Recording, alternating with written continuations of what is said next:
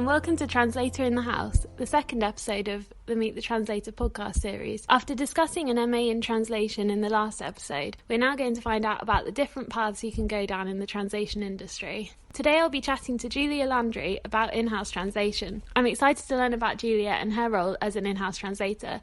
She'll be telling us about how and why she chose to be an in-house translator and sharing some positives and negatives of in-house translation, as well as giving us a rundown of her day-to-day life and how things have changed for her during the pandemic. Towards the end, she'll be sharing her tips for those interested in becoming in-house translators and answering some of your questions. Hi Julia, thank you so much for coming on the podcast. How are you doing today? Hi Dot, I'm very well. Thank you for inviting me. I'm really looking forward to talking to you. I'd love to find out a bit more about you. So can you tell me what exactly is it you do and what does your journey look like to becoming a translator? Of course, no problem at all. I'm originally from Germany.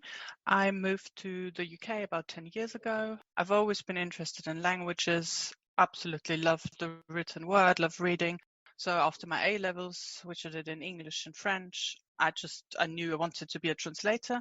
So I studied translation in Munich for about 3.5 years and then tried to apply for translation jobs. But just having my BA, I found it quite difficult to get a job because what I did here is either you need an MA or you need experience. And I didn't have either. So I was looking around, doing some customer service jobs, but I just felt I needed to translate. I really wanted to translate. So I decided to, after a short stint in France, where I was working for 3 months, I decided to move to the UK. Found a job there at the reception of a hotel and just wanted to improve my language skills and save for my MA. And then 2 years later, I started my MA. Absolutely loved it. I think you talked about it in your last episode. You've done it as well. And for me, it was a great experience. And then while I was still studying, one of my professors said, I have this contact at Amazon and they're looking for a German translator. Would you be interested? So I did the test there and then started translating freelance for Amazon. And at the same time found a position as an in-house translator for an online retailer in Leicester, where I'm based at the moment. And then that's how I started my in-house translation journey. That's so interesting. Thank you. What language combination do you translate and what do you sort of specialize in? I speak German, obviously, English and French, but I don't use French as a working language. But so I translate from English into German for the company I work for as an in-house translator. It is mostly products that go live on different marketplaces. And in the beginning, it was mostly clothing, socks, underwear, really everything. And now they expanded quite a bit. So it's still clothing, shoes, pet stuff, decorations, even small furniture. So it's really very varied. Quite a variety then, it sounds like. Yes, definitely, yeah. So what made you sort of decide to be an in-house translator? That's quite simple. I was petrified of working as a freelance translator.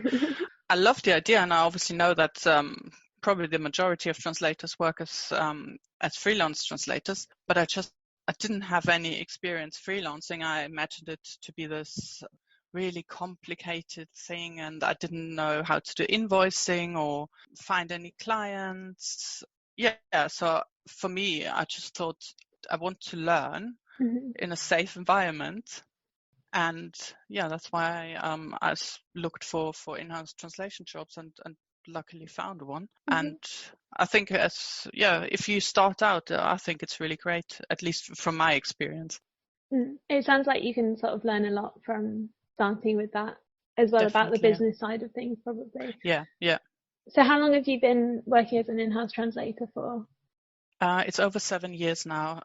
I do work, now I work part-time, so I also work as a freelancer because I really enjoy the variety of that. And I figured out how to do all the little bits and bobs, so I really love it. And further down the line, I do see myself working freelance completely, but there are many advantages to working as an in-house translator as well. So what would you say are the advantages and disadvantages of working as an in-house translator? I would say, firstly, you don't have to worry about finding work because the work is there. Then if it's good company, and I was really lucky in that respect, they will teach you everything. You've got a team. If there's any new software, any new systems, they will teach you how to do that. There might be more experienced colleagues you work with. If there are any questions, there's not that panic of, oh my God, what do I do? You've got someone to help you. So especially if you don't have any experience, it's really great, I think. And then I think depending on how big the company is, you might also have good chances of climbing the ladder. So you might, obviously it's a difference. I work for an online retailer, so it's not a translation agency. If you work for a translation agency, you might be a senior translator, you might become an editor, you might work as a project manager if that's something that interests you. But yeah, I think you've got great opportunities there. What I would say is one of the negatives, the salary. So I don't want to complain about mine, but you can see the difference from if you work freelance to what you can earn, especially when you start out as a in-house translator. It is understandable because obviously you're not looking for clients, you're not doing any marketing and so on. But yes, that might be something that could put some people off, I imagine. Yeah, I guess it's different in the sense that when you're freelancing, you only get paid when you do the paid work. You don't get paid when you're doing your learning how to use software or doing research, or when you have a holiday, you don't get obviously any Yeah, holiday exactly. pay. Or So that's, there's that's probably a lot of definitely. benefits to working in-house, as I guess Yeah. with most sort of employed jobs. Yeah, of course, that is a big benefit as well. I think you've got your paid holidays. If you are sick, depending on the company, of course, but you will get paid either way. So yes, I think that's definitely an advantage, and especially if you're young, that might be something that you're looking for. Yeah. Do you find that it gives you enough flexibility while working in-house? Do you still get to make sort of some decisions on which projects you get to work on or when you get to do it, or is it very set? Like, this is what you do and this is when you do it? For me, it was very set. It wasn't a matter of this is when you do it. So I could certainly decide on that, but I couldn't really decide on the projects. I don't know if that might be the case if you work in a translation agency. There might be that they know, oh, that's your specialism, so you just get this project, or it might also be that they're going to ask you and say, what are you interested in? What would you like to specialize in? So yeah, I can definitely imagine that. But for me, it wasn't the case. But it wasn't a problem because it was very varied. It was products, it was later on, it was marketing as well. So it was quite interesting. Well, it still is. Yeah. It does sound interesting. Could you walk me through what does a day in the life of an in-house translator look like? So yes, when I pre-COVID, I have to say, when I came into the office, I would check my emails, see if there was anything urgent. I would, to be honest, most of the time I would start translating straight away, depending on any target set. So we would have priorities, which brand needs translating. And then later on, the more experienced I got, I was also responsible for setting targets myself and doing some research, some market research, seeing which of the brands we worked with worked best and in which markets. Was it Germany, was it France, and so on. Now I would also be proofreading other translators' work. There is going to be a lot of translation work to do, so that's what I was mostly doing. Do they tell you how many words they want you to translate in a day, or do you start off being like, I can do this many a day, and then it changes? Again, I think I was very lucky. It was just I want to say a learning curve, and they looked at how much I could translate. They obviously had experience with the other translators, but I never felt any pressure, and I'm aware that I'm very lucky there, because surely for some translations agencies, if you work, there will be pressure, there will be a daily limit. You have to translate after a while, but yeah, my training was really good, and I never felt that I had to, oh my God, I had to do this in like 10 minutes now or anything like that. So yes. Yeah, that's really good. Do you know, like, what is this average that they expect in-house translators to, like, how many words on average do you think that they expect you to translate? I would say if it's a good translation agency, it would be between 2,000 and 2,500 words, depending on the content, of course. But I have heard from friends who work as translators that they do sometimes push it. And yeah, so really depends on the company you work for. But I think that's like an achievable number. Yeah, that definitely sounds like a manageable amount to do in a day of work. What are your sort of deadlines like? Do you get daily deadlines or weekly deadlines? We had weekly deadlines. It was only for the marketing material that came in. That was then a matter of hours, but again, that wasn't that much, and it was more creative, so playing with the words. But it was never that I felt the pressure, like, oh my God, if I don't translate this within 5 minutes, it's going to be a disaster. Yeah. But yeah, for the more creative one, that was usually on a daily basis, and everything else was more weekly or longer term.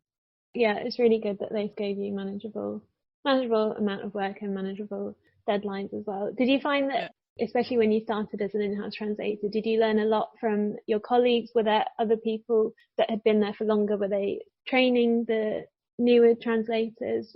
Yes, again, I had very good training, and my colleague who was there before me, the senior translator, she really did a great job. And in addition to that, being in a team with people from different countries. So we had French, German, later on Italian, Spanish. So even if they can't help you in terms of language, they have the same problems. So that means they have the same text, they encounter a problem, and they might solve it, and they can tell you, they can describe, oh, I can do a word-for-word translation, but I used this approach to solve this.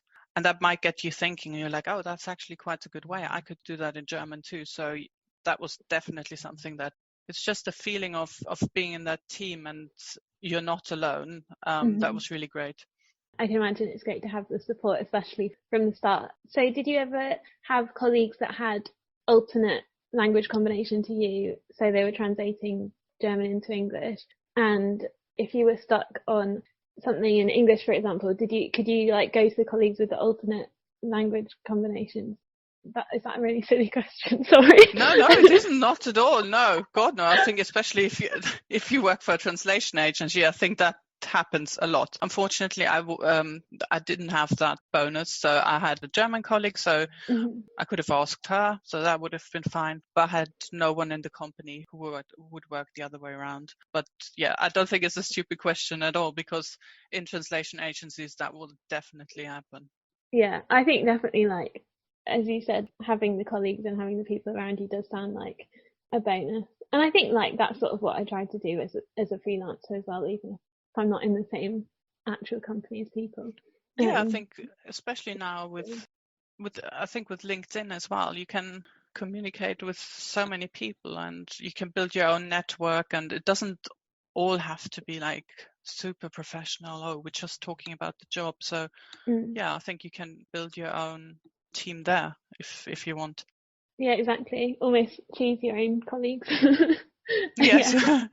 So since you do a bit of freelance translation as well as in-house translation, what would you say are like the main differences that you notice? I can choose who I work with, I can choose when I work, and I can choose the projects I work on as a freelancer. So that's something I just didn't have the chance to do when I was working as an in-house translator, and still am.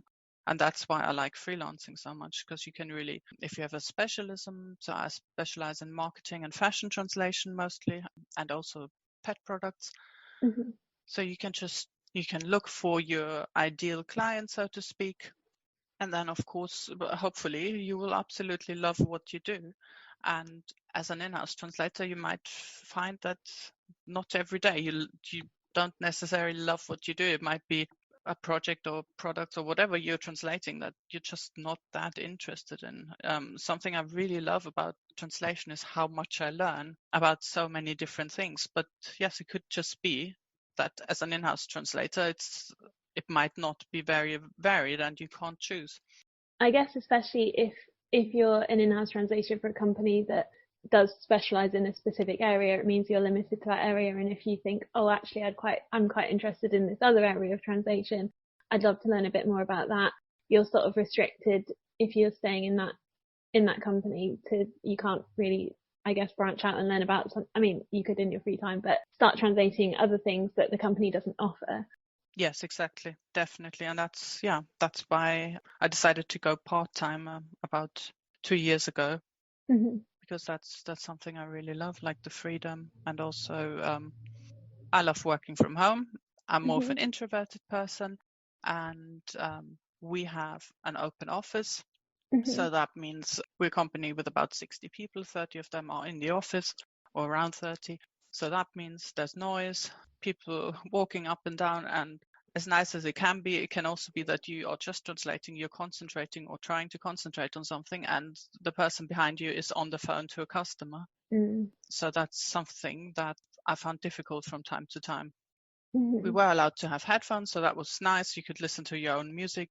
But just I found like sometimes when I really want to concentrate, I just need peace and quiet. And that's what I do get at home. And that's what I didn't get in the office. Yeah. But of course, on the other hand, it's great if you're in a lovely team, and the company I work for certainly was or is, you might have things like, we had Halloween parties in the office, we have Christmas jumper day, red nose day, and they really made an effort so that everyone takes part, and it's just a nice team. And you stand there, you have a coffee or a tea, and you chat to your colleagues. I certainly made friends for life, that's for sure. So that's something you might miss as a freelancer, but as you said, you can build your own team, so to speak. So yeah. I guess it's different because, I mean, obviously this year has been different. I'll come to that in a second. Exactly, but even for example, me like making connections on LinkedIn and having this sort of community of translators and talking to people, and I have like a few translators and we have regular Zoom calls, and it's really nice to all catch up. But we do all live in all different countries around the world, so it's not like we could just, I mean, if it wasn't 2020, it's not like we could as easily just all meet up in a space and all do our work at the same time as easily as you can actually physically in an office. I mean, I've definitely, like, before the pandemic, I used to meet with Chris, who was on the previous podcast episode. We used to meet up in a cafe sometimes, and we'd just sit there and both do our work separately, but be there, and we'd like have chats in between, and it was just nice to like be around someone else rather than obviously being on your own all the time. But then you do get when you want quiet and you need to really focus on something, you have that as well. So talking about the pandemic, how has that changed the experience of working as an in-house translator? How have things been different this year than they were before? Well, firstly, I'm as you can imagine, working from home now completely. So I'd only have to go to the office if there was something really, really important. And I've only been to the office once since March. So I now have my peace and quiet. But of course, there are things I miss as well. For me, I used to cycle to work. So that was like 20-25 minutes in the morning, and then the same on the way back. I do miss that. I felt it was really great because in the morning it kind of woke me up. And then on the way back, it was this separation between work and home where I got to clear my mind. And then when I was home, something that I don't have now. I do have my own office here at home, but basically it's just I open the door and I'm at home. Yeah. So it's sometimes a bit hard to separate, I find. Then, yeah, as I said before, I have really lovely colleagues. So not being able to see them is kind of sad. I have to admit, like, just the chats you have, it's of course not just about work. So some of them might be your friends. So yeah, that's not happening. Of course, you have video chat and everything, so you know what's going on, but it's still a difference.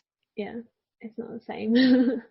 And I guess, like, as you said about cycling to work and stuff, I mean, I guess it's sort of the same for everyone, but it's harder. I definitely find it harder to keep active and doing things when I haven't actually got anywhere to go, because obviously if you're cycling to work, you're actually trying to get somewhere. You're not just doing it to do the cycling. And I mean, with me, I usually walk everywhere, but there's nowhere. If I go for a walk, it's just to go for a walk. It's not to get anywhere. So I don't see as much purpose in it. Yeah, no, exactly. No, I totally understand. It's the same for me. Like, I love going for a walk, and I don't want to say I have to force myself, but now it's like a conscious thing where I say, okay, I've been sitting at the desk all day, I should really get some fresh air. And before it just happened, because that was on my way to work and then on my way back. And yeah, like you, I do most of the stuff I need to do by foot. So go shopping. I don't have a car, so it's either walking or cycling. And yeah, if the purpose is not there anymore, it's quite difficult, and you have to remind yourself. No, yeah, it's almost an extra thing you have to add to your to-do list, like go for a walk. And I'm the same as you. I like going for walks. It's not something I have to force myself to do, but it is harder when I've walked everywhere around where I live now, and I'm a bit bored of seeing the same thing. I know, yes, definitely, same for me.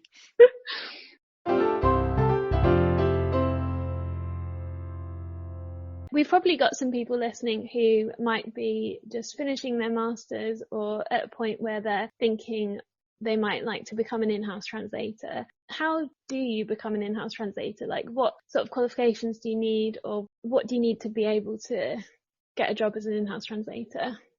Again, it really depends on the company. For my role, I did not need a degree, although ironically by that time I had it and I had my master's. But it certainly helped for me to get the job. But they would have considered people with, for example, a linguistic degree or some experience as well. So you don't necessarily need to have a degree. Of course, a passion for languages helps, or some kind of proof that you do speak the languages. Hopefully they will test you anyways. And then I think, again, it depends on the company. But I also know that, I don't want to say many, but there are definitely translation agencies out there now who will give recent graduates a chance. They'll interview you, and you have a very good chance of getting the job, even if you don't have the experience. That's probably quite good, especially at the moment when it's maybe a bit more difficult to get I think when I started out, I found it very difficult, but of course could have just been me struggling with that. But I think now people start to understand that if you don't start, you're not going to get any experience. So they might be willing to train you properly and to give you the chance to prove yourself. So I know it was a while ago, but when you got this job as an in-house translator, what did you have to do? Did you have to have an interview? Did you have to do a test translation for them, or? Yes. So I was invited to the interview. So I think it was about a 45 minutes interview with the office manager and one of the translators. And then I had to do a test, which took about 40 minutes as well. It was just some examples of the products they sell, and I had to translate them. And that was it. Apparently I was the best. Yay. And then, and then a few weeks later I was able to start, and that was great. So as you said that a translator was there in the interview as well. Have you ever been in that position where you were in someone else's interview? Interviewing someone as a senior translator? Yeah. Yes, I have. And I've also seen many CVs. So. Okay. What sort of questions do you ask in an interview? Oh, that's a good question. I just thought for anyone who might be wanting to go and they might be doing that interview, they could prepare. Yeah. So I think one question that always comes up is that, tell me about yourself. So I think it's just a good tip to just prepare that one. They don't really want to hear your life story. They want to hear how you got there, where you are, and why you are suited for the role. I mean, of course, you can mention some personal bits and bobs there, but just make it about the role. Yeah. If you have any experience, of course, they would ask you for experiences you have.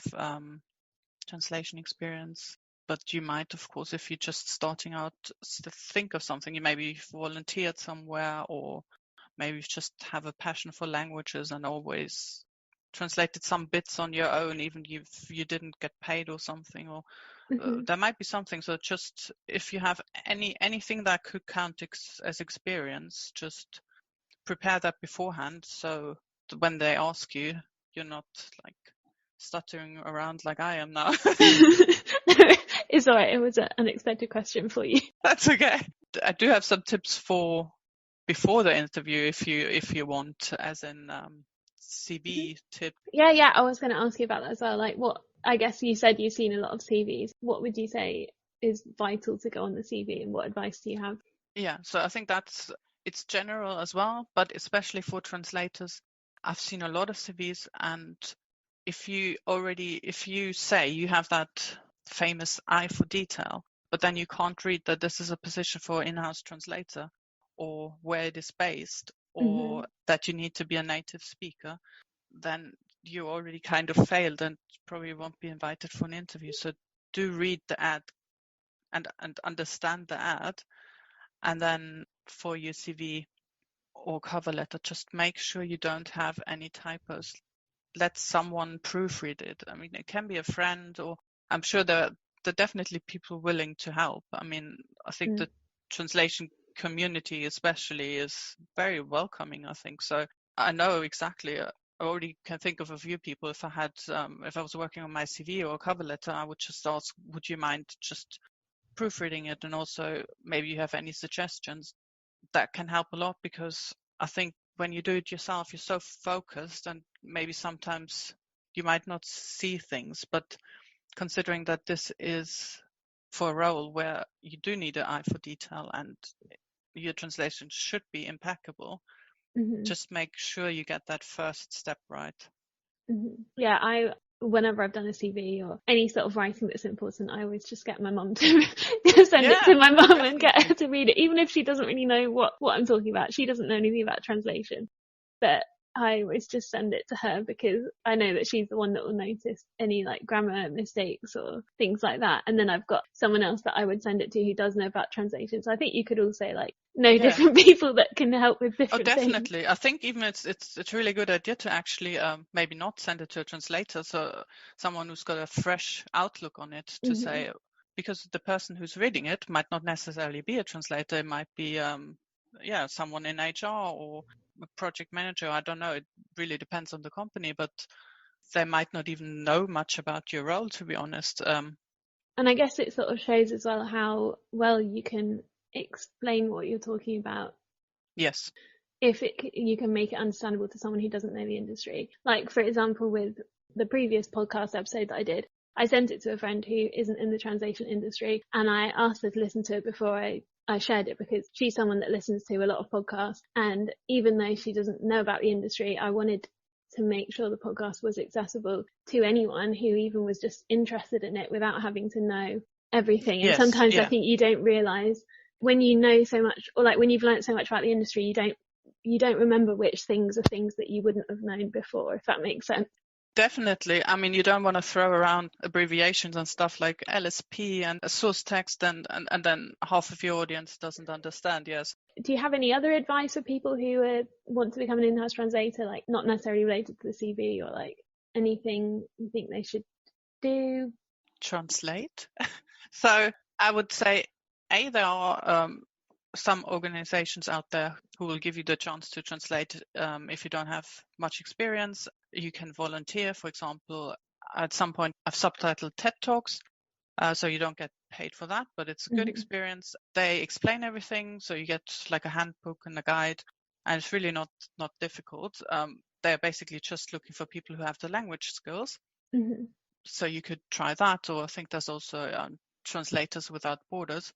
So just be prepared to maybe do some volunteering or some extra bits. So I think that will look attractive to any company who's looking to employ you, because it shows that you're really passionate about what you do, and it also gives you the experience. Is there anything that you think that people should maybe look for if they're thinking, okay, I want to be an in-house translator, and maybe they found a few different in-house translation roles? What should they also look for in the company when they're thinking, do I really want to work for that company, or do I want to work for that company? What would you say is a good thing to look for? Another good question. I mean, everything's online now anyway, so you can do your research, look at the companies, look at a lot of them have about us pages, or even like team profiles. Look at the team. What do they say? What do they say of the company? Of course, on the website, they're probably not going to criticize the company, but maybe just do a little bit of research. Are they outside of that website? Maybe on LinkedIn, are they making positive comments about the company, or are they not? Mm-hmm. Yeah, just do your research. And only because I've spoken to quite a few people that have worked as in-house translators, and I've definitely heard positive and negative feedback. yeah, And even definitely, yeah. on Monday, I did a LinkedIn post saying that I was going to be recording this podcast episode with you, and sort of asked if anyone had any questions about in-house translation, but also got a few comments on that post. One person saying that they had a great experience with it and that they learned a lot. Another person said that it wasn't such a great experience, but they sort of made some good friends out of it. Like, it definitely sounds like there are good in-house translation experiences and perhaps not so great ones as well. Yeah, I was reading that as well. Yeah, I think another thing to look out for if you do apply and then get the interview, how's the vibe like? Yeah. I've recently had an interview, and even though of course you might be nervous and everything, for me it was really just lovely to chat to the people, and they took their time. So they took their time to get to know me. They took their time to explain everything about the company. They explained how the onboarding or the training would look like. They talked about their goals. So I think if it's all rushed and they're just like, yeah, whatever, you can start, maybe not such a good sign. They're going to ask you questions. Of course, they will ask if you have any questions. And I think they will want to make you feel as comfortable as possible. So if you have that feeling, then it's probably a good company to work for.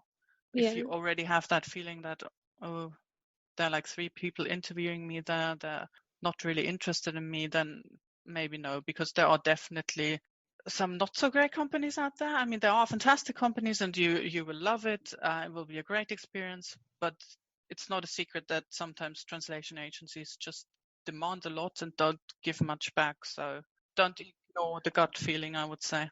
Yeah, because I do think, like, even though you're the person that's being interviewed, if you're applying for a job or going to the interview, I feel like it's also part of it should be you deciding whether you actually want to work with that company as well as them deciding whether they want to hire you. Because at the end of the day, like, if you take that job, then that is especially like with an in-house translation role, like if you take that job, I mean, if it wasn't pandemic year, then you are like you're there, like you're there every day. Like, you want to be, as much as it's about finding a job and getting the experience, you also want to feel comfortable in your daily life and feel supported and like you can learn and develop in a good environment.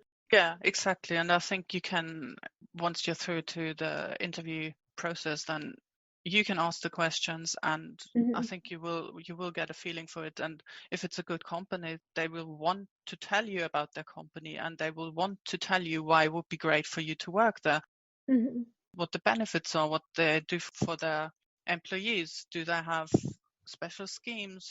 Do they do training courses? Yeah. So if you feel it's not right, then your feeling is probably right. Yeah.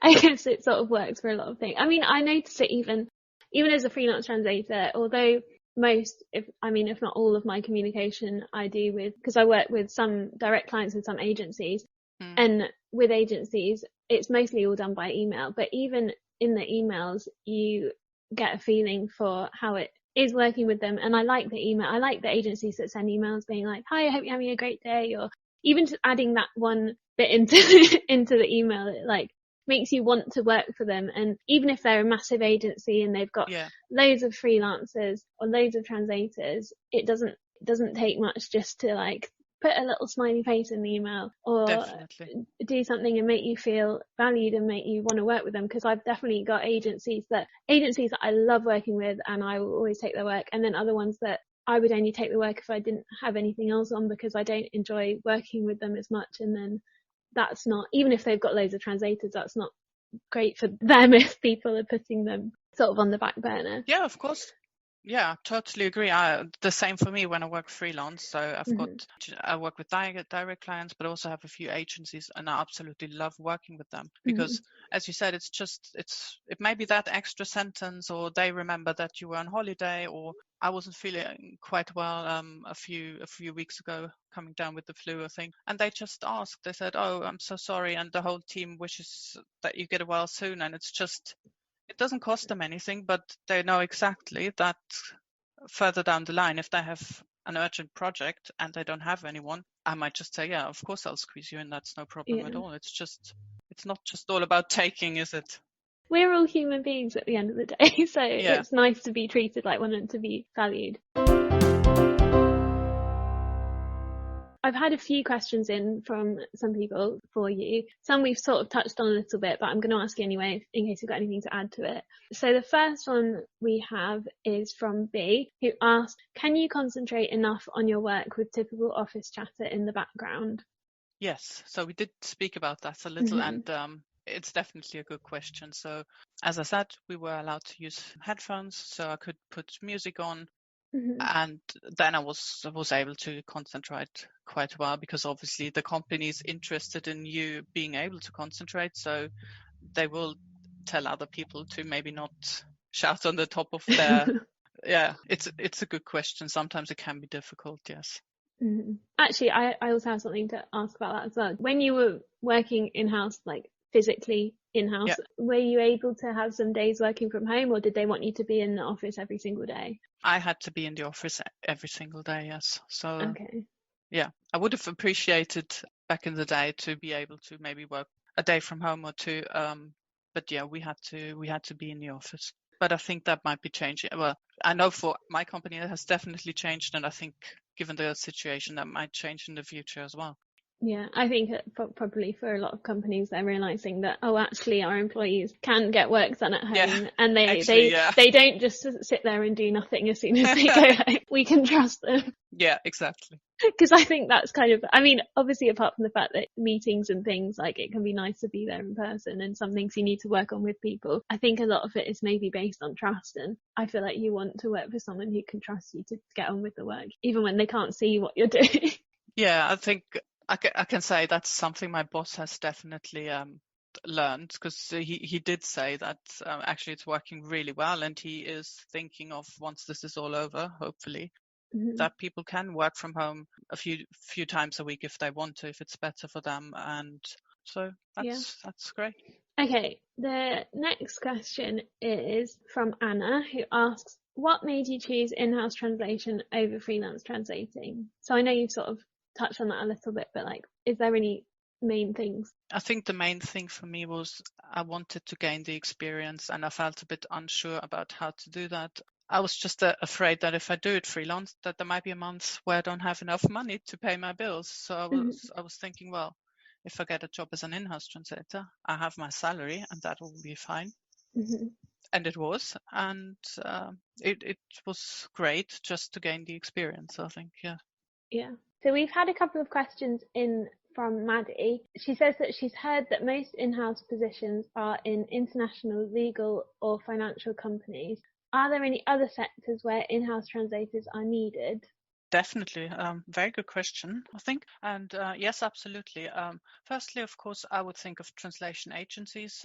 A lot of them work with freelancers, of course, but quite a few of them do have their own couple of in-house translators, depending on the languages they have. So that might be an option. And now I think, given the times, you might not necessarily be restricted to a certain geographic area anymore, because before COVID, the most jobs you would have got in London, obviously, but now more and more companies will allow you to work from home. So that might be a good option. And there you might be able to translate a variety of content from legal and more technical to marketing. Then another sector I would say is definitely the fashion industry. I do a lot of fashion translation myself. Only this year I saw an ad for a junior in-house translator with Ted Baker, for example. That was, I think, beginning of the year on LinkedIn. Then Lululemon as well. They were looking for a translator and editor in several languages. Pretty sure ASOS as well. They have an in-house translation team. Bowden as well. And Boohoo, I remember, but that was Hebrew, so wouldn't have been for me. But yeah, so I would say definitely, if that's something that interests you, fashion industry or cosmetics. And if it's up your alley, the gaming industry, definitely. I find that highly interesting. Unfortunately, I'm really not good at playing video games, so it wouldn't make any sense for me. But companies like Sega, for example, they're often looking for localization staff who play the games and translate. And what else I can think of is like more the technical sectors. For example, car manufacturers like BMW.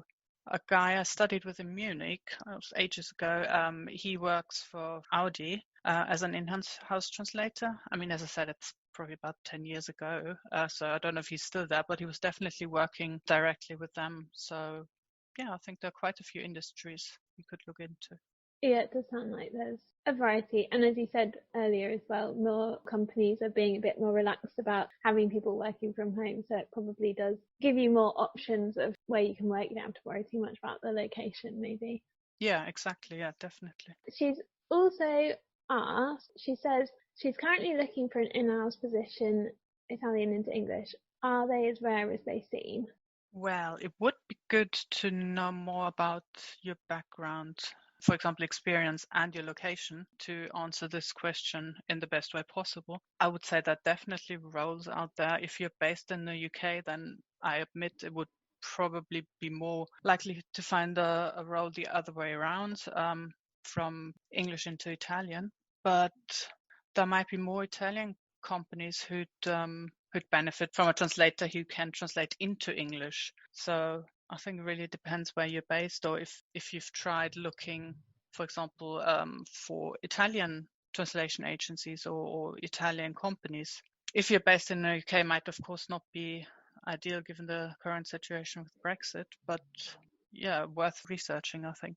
Mm-hmm. And then the final question she actually asks is, where is the best place to look for those in-house translation positions? I would say, obviously, the usual job websites. I quite like toplanguagejobs.com. As it already says, just about languages. So you can search by language, and they mostly show in-house roles. So they're actually not for freelancers. So most of these jobs will be for in-house roles. And then, of course, you can do an online search for translation agencies or language service providers and look at their career or job page, because I know that many of these companies, they only advertise on their own website. So that might be a good thing to do. I can also recommend LinkedIn for job search. I think that works quite well. That's where I've seen a few of the jobs I mentioned earlier. So maybe follow these companies, follow some agencies, because they often post their jobs on LinkedIn as well. So I think that might be quite a good idea. We had one other question from Alessio, who asked, if you have experienced both freelance translation and in-house translation, which you have, which one would you recommend? So I guess for people who might have just finished their masters and think, okay, do I want to go in-house or do I want to go freelance? I think it depends on you as a person. If you don't have the experience, if you are a little bit unsure about what to do, I think starting out as an in-house translator is perfect, because you will have someone who's going to guide you. You will learn a lot, and you have that secured income you don't have to worry about. And then a few years down the line, you have the experience. It will be easier to find freelance work if you want to do that, because many agencies, if you want to work with an agency, they will require 3 to 5 years experience. So I think especially for people who want to start out, it's a great choice. And then also depends if you are very extroverted person or you just love being around people, then just maybe having that team and that physical contact, so to say, might be a good option for you. Yeah, I think it depends on the person. I love both, but I think further down the line, I will go completely freelance, because I love the freedom that it brings and that you can choose when you work. I'm definitely not a morning person, so I would probably start a bit later, but I don't mind working late at all, because I'm just quite awake even at like 11 o'clock. I'm not saying I work at 11, but I wouldn't mind. If you're early bird and you want to start at 6 and then finish at 3 or whatever, you can do that, because you're your own boss. I mean, you can also be flexible, like you can take work on the weekends, or you can just take the work when it's needed, and then if there isn't work, then you take your days off and you can sort of move your days around exactly where the work is. Yeah, it might be, it can be easier for a lot of things. I mean, you can make your doctor's appointments whenever you want to, because you can just work around. It's sunny outside, you're taking the day off. So yeah, it does have a lot of advantages as well. So yeah. But it doesn't mean that you don't have to work as an in-house translator and then you can never leave. I mean, you can start out if you love it, get the experience, and then it does sound like a good starting point if you can find a good company to work with that can support you and help you grow as a translator. Then it does sound like a good starting point. I mean, the only reason I didn't do that was because I was doing my master's part-time, and I sort of started freelancing alongside my master's and then just finished it and came out and continued freelancing. But I think if I hadn't have had that, I probably would have looked at in-house translation work. So sort of coming to the end of the podcast, do you have anything else you want to add or anything else you want to say with regards to in-house translation or anything else? I think just general, doesn't matter if in-house translation or not, just let your passion shine through. So if you love it, go for it. And if you don't have the experience, if you can show them how much you love languages, they'll most likely give you a chance, I think. It's a great positive note to end on. Yeah, I've really enjoyed learning about in-house translation from you. Thank you so much for coming on the podcast. You're very welcome. I really enjoyed it too. It was lovely to talk to you, and I hope people enjoy it too, and hopefully they'll find it useful as well. So if people wanted to get in touch with you or find out more, ask you more questions or anything like that, do you want to share your sort of website? So I think the best way to get in touch is just LinkedIn, Julia Landry. And I do have my own website coming up very soon. So within the next couple of weeks, I will make an update on that on LinkedIn as well. So that's just the best way to get in touch. Send me a message and I'm happy to connect. And if you have any questions, I'm definitely happy to answer them. Awesome. Thank you so much. Thank you. Well, yeah, it's been really great. I hope you have a wonderful Christmas. Thank you. And you. Thank you. And we'll speak again soon.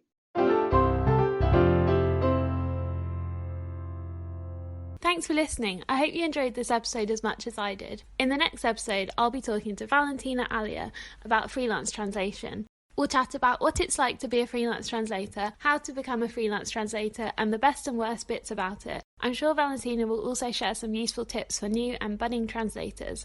I'd love to hear from you, so if you have any feedback or questions for Valentina about freelance translation, then please send an email to meetthetranslator@gmail.com. Thanks again to Julia Landry for being on the podcast and to those who sent questions in. Thank you to Pippa Williams for the podcast jingle and Chris Drew for providing a transcript of the episode. Have a look at the show notes for more details. And finally, have a wonderful Christmas and a Happy New Year. I'll be back in 2021 with the next episode of Meet the Translator.